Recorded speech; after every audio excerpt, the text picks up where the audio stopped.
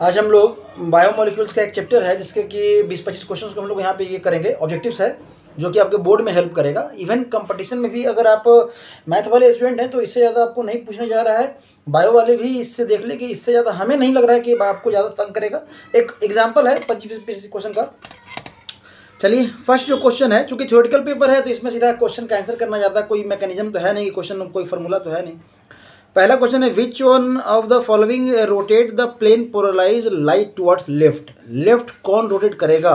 तो अब देखिए सीधा आंसर है क्या है आपका सी। यहाँ पे ऐसा नहीं, अगर आंसर जान रहे हैं तो डी मतलब डेस्ट्रो रोटेटरी, वो भी नेगेटिव वाला जो रहेगा वो क्या करेगा, लेफ्ट साइड करेगा। राइट साइड करेगा तो वहाँ पॉजिटिव करके कर दिया जाएगा। ठीक है, तो वहाँ राइट लिखा रहेगा तो आप पॉजिटिव वाला मार सकते हैं। समझ में आ रहा है? चलिए तभी क्या है the correct corresponding order of name of the 4 aldose which configuration given below respectively. ठीक है, कौन सा जिसका नाम है ना, डी क्या है, एल क्या है, ई क्या है, ये सब जो है ना दिया हुआ है। अब देखिए ये बहुत ओल्ड क्वेश्चन हो गया है, ऐसा पूछेगा नहीं, लेकिन अगर आप बायो वाले हैं तो हो सकता है आपको बायोलॉजी में ये करके पूछ दे आपका यहाँ पे।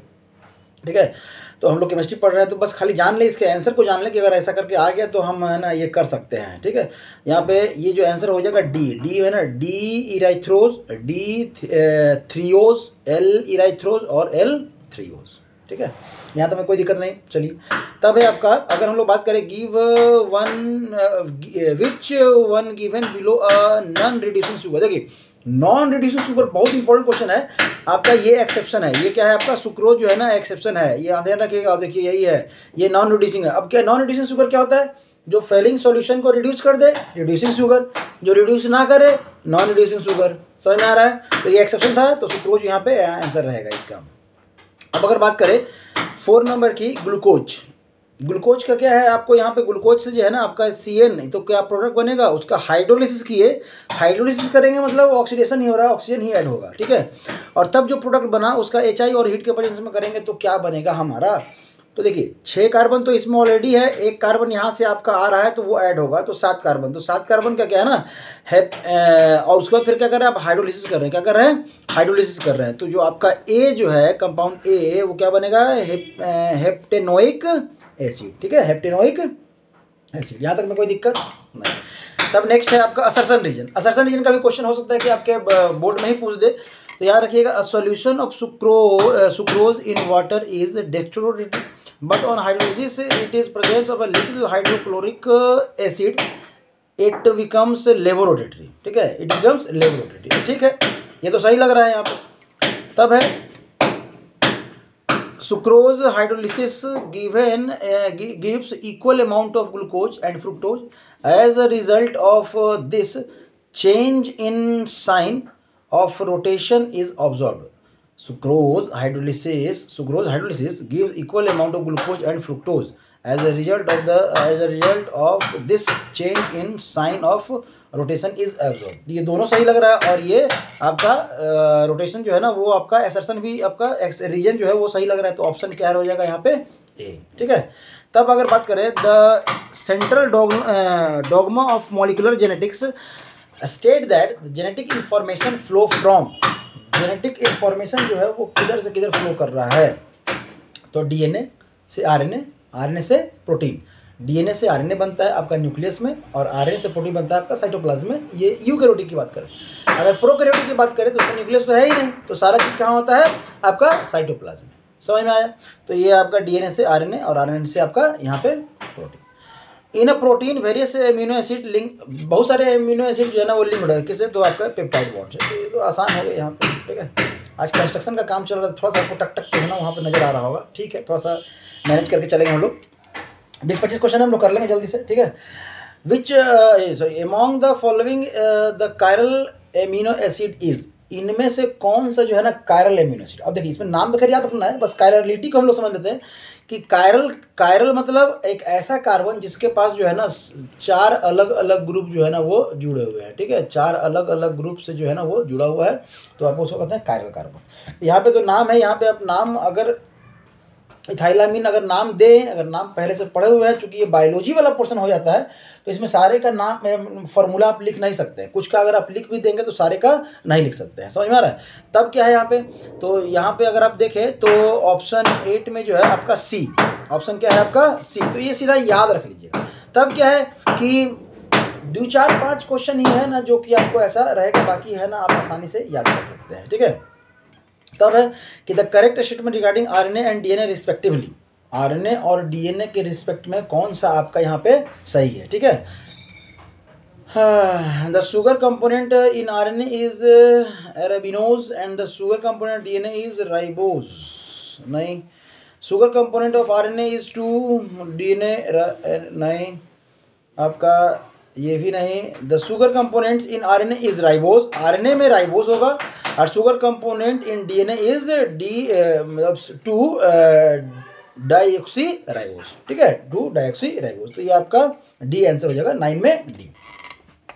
तब है in aqueous solution of amino acid mostly exist in, aqueous solution जो है एमिनो एसिड का वो मोस्टली एग्जिस्ट इन, तो आपका यहाँ पे डी आंसर हो जाएगा, क्योंकि H+ और OH- निकलता है, H+ और OH- निकलता है, तो H+ तो इसका जो ये वाला एसिड वाला जो पार्ट है ना वहाँ से H निकल गया, अब वो H गया कहाँ, वो H इसी के कहाँ चला जाएगा, NH2 वाले पार्ट पे, ठीक है, NH2 वाले पार्ट पे जाके अटैच हो जाएगा, समझ में आ रहा है, ठीक है।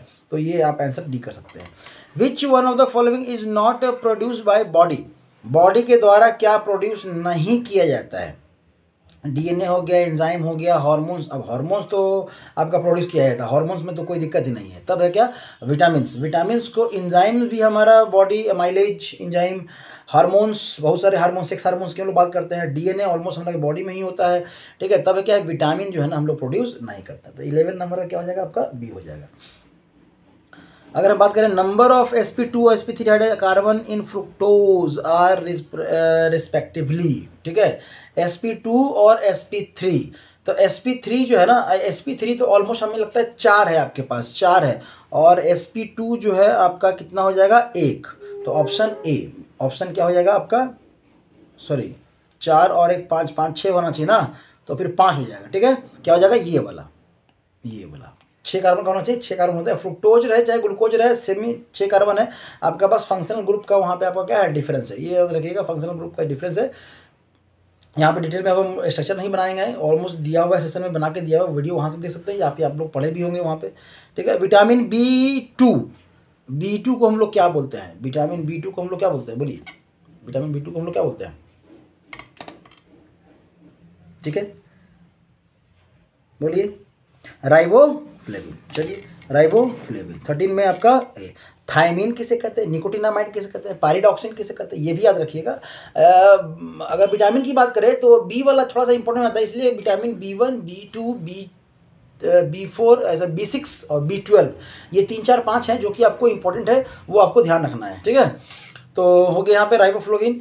तब है pyrimidine basis present in DNA are, pyrimidine base present in DNA, कौन सा पायरिमिडीन जो है ना वो डीएनए में प्रेजेंट है, तो डीएनए और आरएनए का जो है ना, अगर डीएनए की बात करें और आरएनए की बात करें तो 3 तो कॉमन होते हैं, एडेनिन, थाइमिन, साइटोसिन और ग्वानिन, और इसमें क्या होता है adenine, thymine, cytosine and uracil, तो ये हो गया आपके डीएनए वाले।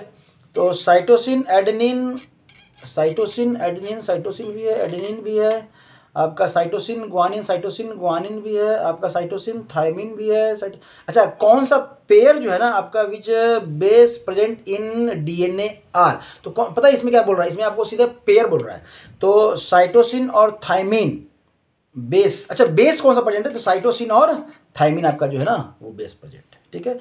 The pyrimidine basis present in cytosine, एक पायरिमिडीन होता है एक पायरिडीन होता है, ये ध्यान रखिएगा वहाँ पे जाकर, ठीक है। तो आपका साइटोसिन और थाइमिन हो गया। अब ये कुछ थोड़ा दिख नहीं रहा है इसको, तो इसको हम लोग स्किप करेंगे, इसको स्किप करेंगे। The secondary structure of protein fibres 2, secondary structure है प्रोटीन फाइबर का, क्या होगा सेकेंडरी स्ट्रक्चर प्रोटीन फाइबर का, ठीक है। सेकेंडरी स्ट्रक्चर प्राइमरी बहुत सारा जब जुड़ता है तो क्या बनता है सेकेंडरी, तो हेलिकल कह सकते हैं या फाइबरस कह सकते हैं, तो यहाँ पे आपको क्या दिया हुआ है हेलिकल दिया हुआ है, हेलिकल अल्फा हेलिकल बैकबोन, ठीक है, अल्फा हेलिकल बैकबोन। 16 का हो गया आपका डी। तब 17 में जाइए, वाटर सोल्यूबल विटामिन। देखिए बहुत आसान क्वेश्चन है, बहुत बार पूछा गया। इस बार फिर से एक बिहार बोर्ड में आपका क्वेश्चन आया था, उसमें पूछा गया है, मतलब सीबीएसई बोर्ड, बिहार बोर्ड, आपका कंपटीशन, ये सब क्वेश्चन आपको पूछा जाएगा। जनरल कंपटीशन बहुत बार पूछा गया है। Vitamin in water soluble, water soluble में कौन कौन है? आपका सी है और आपका बी है। बी और सी जो है ना आपका विटामिन सोल्यूबल है, वाटर सोल्यूबल है, तो बी हो गया यहाँ पे। यहाँ पे क्या हो गया आपका बी।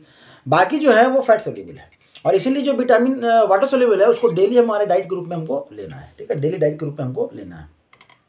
समझ में आया क्या? कोई दिक्कत? Complete hydrolysis of cellulose gives, अगर हाइड्रोलिसिस कर देंगे कंप्लीट सेलुलोज का तो क्या बनेगा? ग्लूकोज, ठीक है, मतलब अपने सिंपलेस्ट फॉर्म में आ जाएगा। विच of the following statement is not correct. अब देखिए नॉट करेक्ट है मतलब हम लोग को सब पढ़ना है, ठीक है, नॉट करेक्ट है मतलब हम लोग को क्या करना है? सब पढ़ना है। तो ovalbumin is a simple food reserve in egg white, लग रहा है कि होना चाहिए, कहीं ना कहीं नाम सुना हुआ है। Blood protein thrombin and fibrinogen are involved in blood clotting, ये तो ऑलमोस्ट हम लोग बहुत बार सुने हैं, बचपन से पढ़ते आ रहे हैं।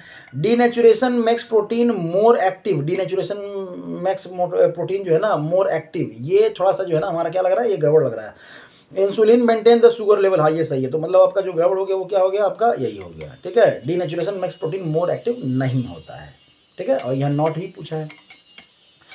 तो ग्लूकोज इज एन अल्डोज, अल्डोज मतलब अल्डिहाइड है और OH है, अल्डिहाइड है और क्या है? आपका OH है, ठीक है, अल्डिहाइड है OH है। Which one of the following reaction not expected with glucose, glucose के साथ इनमें से कौन सा रिएक्शन जो है ना हम लोग नहीं कर सकते हैं? तो ये ग्रिकनार्ड रिएक्शन के साथ है ना रिएक्शन नहीं करता, ये ध्यान रखिएगा, बाकी सारा हो जाएगा। तो ये देखिए अब ऑर्गेनिक आप लोग पढ़ रहे हैं ना, तो ऑर्गेनिक वाले में ग्रिकनार्ड रिएजेंट का जो है ना जितना भी रिएक्शन है सब इंपॉर्टेंट है आपका। एक एरोमेटिक वाला सारा रिएक्शन, एक ग्रिकनार्ड वाला सारा रिएक्शन इंपॉर्टेंट है। इस बार आपके मेंस में भी आया है, नीट में भी अगर पूछेगा तो ग्रिकनार्ड रिएजेंट ऑर्गेनिक केमिस्ट्री से, ऑर्गेनिक रिएक्शन से अगर पूछेगा कन्वर्जन से, तो ग्रिकनार्ड रिएजेंट नहीं तो एरोमेटिक, सबसे पहले ये तैयार कीजिएगा। नेम रिएक्शन तो सबसे पहले नेम करना है, नेम रिएक्शन मैकेनिज्म, ग्रिकनार्ड रिएजेंट वाला सारा आपको मैकेनिज्म मतलब रिएक्शंस, कन्वर्जन अगर पूछा है तो वही पूछेगा, और नहीं तो एरोमेटिक वाला, ठीक है। ये 3 4 5 जो है ना पोर्शन है, आप कर लेंगे तो आसान हो जाएगा ये करके। If one strand of DNA has the sequence, इतना DNA के एक section, then the sequence of the complementation, मतलब दूसरा स्ट्रैंड का क्या है ना सीक्वेंस क्या होगा। तो देखिए अभी हम लोग क्या लिखे थे वहाँ पे, जिसके साथ बॉन्ड बनता है ना उसको बना दीजिए, मतलब DNA का एक अगर इधर से रहेगा एक हेलिक्स, तो एक हेलिक्स ऐसा रहता है, एक ऐसा एक ऐसा, तो बॉन्ड बनना चाहिए आपका, ठीक है, आपका क्या होना चाहिए? बॉन्ड बनना चाहिए। तो बॉन्ड कैसे बनेगा? तो यहाँ पे आपका A का किसके साथ बनता है? T के साथ, और C का किसके साथ बनता है? G के साथ। तो यहाँ पे स्टार्टिंग में A है, तो हमको ये ढूंढना है कि T किस में है स्टार्टिंग में। जब T इसमें है, T इसमें है, T इसमें, T सब में, चलिए सब में है। अब क्या है? उसके बाद T है, T है यहाँ पे, तो हम लोग को दूसरा बेस में क्या चाहिए? यहाँ पे अगर पहला A के लिए क्या चाहिए? T, तो दूसरा के लिए क्या चाहिए? A। तो A कहाँ है? देखिए A यहाँ है, A यहाँ नहीं, यहाँ C हो गया, कट गया। यहाँ भी A है तो ये भी रहेगा, और यहाँ भी है। चलिए और आगे बढ़ेंगे हम लोग। फिर क्या है? G है, तो G के सब क्या आएगा? C आएगा, तो TAC। तो देखिए C तो यहाँ पे है, यहाँ भी है, यहाँ भी है। चलिए तब क्या है आपका? C है, तो इसके लिए G चाहिए, G, तो G यहाँ पे है, G यहाँ पे है, G यहाँ पे, एकदम लास्ट तक लगता है लेके जाएगा। चलिए लास्ट से आ जाइए, यहाँ पे अगर A है तो हमको T चाहिए, तो T लास्ट में भी T, ठीक है। चलिए तब है आपका उसके पहले, लास्ट के पहले G है, तो हमको C चाहिए। देखिए यहाँ पे G हो गया, ये गलत हो गया, यहाँ पे C, यहाँ पे C, तो ये भी चलिए C है। तब आपका यहाँ पे क्या है? T है, तो T के लिए हमको चाहिए क्या चाहिए? A चाहिए, तो डबल T है तो डबल A चाहिए, तो डबल A यहाँ पे है नहीं है, देखिए डबल A यहाँ पे है, तो ऑप्शन A आपका। इस तरह से कुछ नहीं करना है। DNA वाला शेवल है ना बच्चे लोग है ना छोड़ देता है, बहुत आसान होता है ना, DNA शेवल को समझ लीजिए ना, जस्ट अपोजिट उल्टा, ठीक है। चलिए insulin hormones chemically, insulin hormones chemically is, अब क्या है आपका? फैट है कि स्टेरॉयड है कि प्रोटीन है कि कार्बोहाइड्रेट है? बोलिए, ठीक है। इंसुलिन प्रोटीन है, समझ में आ रहा है? स्टेरॉयड मत कर दीजिएगा, स्टेरॉयड बॉडी बिल्डिंग नहीं बना रहा, प्रोटीन है, ठीक है। इंसुलिन अल्फा डी ग्लूकोज और बीटा डी ग्लूकोज आर इपीमर्स हैं, एनोमर्स हैं, एनेंसियोमर्स हैं कि आपका कॉन्फर्मर्स हैं? एनोमर्स क्या होता है? एनोमर्स। अब ये क्या होता है ये ऑलमोस्ट आप सेशन में जाकर वहाँ पे पढ़ सकते हैं जहाँ हम लोग बायोमोलिकुलर सेशन कर रहे थे, ठीक है। कोई दिक्कत? Which of the followings are epimers. Epimers कौन होते हैं? इपीमर्स बोलिए, इसमें से कौन से होंगे आपके इपीमर्स हो जाएंगे? Alpha D D galactose glucose, दोनों टाइप का हमको तो लग रहा है डी, इसमें सारे हो जाएंगे। ठीक है, चलिए। विच of the following is a chiral. A chiral, A chiral मतलब जो कायरल नहीं है, ए कायरल। ठीक है, ए कायरल। अच्छा, इसके पहले वाला भी तो ए कायरल था ना, ए कायरल, ए कायरल, ए कायरल, ए कायरल, ए कायरल, हाँ अच्छा एक कायरल था नहीं ये वाला। ठीक है, रटने वाला है तो रटना ही का है। ए कायरल इनमें से कौन से हैं बताइए? तो आपको जो ग्लाइसिन है ना वो ए कायरल है, कायरल नहीं है। ए कायरल, ए कायरल सेंटर। ठीक है, कायरल सेंटर नहीं। कायरल सेंटर मतलब बताए थे कि कार्बन जैसे अलग अलग आपका ये रहता है। ठीक है, इस तरह से आपके 25 क्वेश्चंस हैं। इन क्वेश्चंस को रेडी कर लीजिए आप। बायोमोलिक्यूल्स का भी और भी सेशन आपका डीएनए आरएनए वाला, चाहे आपका प्रोटीन विटामिन हार्मोन का सब ऑलमोस्ट दिया हुआ है, वो पढ़ लीजिए। बायोमोलिक्यूल्स में देखिए इंपॉर्टेंट क्या है, तो आप हार्मोन्स को पढ़ लीजिए, आपका विटामिन पढ़ लीजिए, और आपका ये क्या है, ये ग्लूकोज वाला जो है ना, ये खाली मोनोमर्स पढ़ लीजिए किसका किसका है। और ब्रोमीन के साथ रिएक्शन होगा तब क्या बनेगा, एसिड के साथ रिएक्शन होगा तब क्या बनेगा। ठीक है, क्या कोनिक एसिड बना था ना, ग्लूटोनिक एसिड, वो वाला पोर्शन। तो 3-4 पोर्शन है, उसी पोर्शन से हमेशा क्वेश्चन पूछा जाएगा, इसलिए हड़ाने का नहीं है। बायोमोलिक्यूल से बहुत अच्छा स्कोर कर सकते हैं। ठीक है, चाहे कंपटीशन हो, चाहे बोर्ड हो, चाहे आपका जनरल कंपटीशन का एग्जाम दे रहे हैं, तब भी बायोमोलिक्यूल से आसानी से क्वेश्चन करेंगे, क्योंकि ज़्यादा इसमें वेरिएशन नहीं, जहाँ से पूछता है वहीं से। Thank you.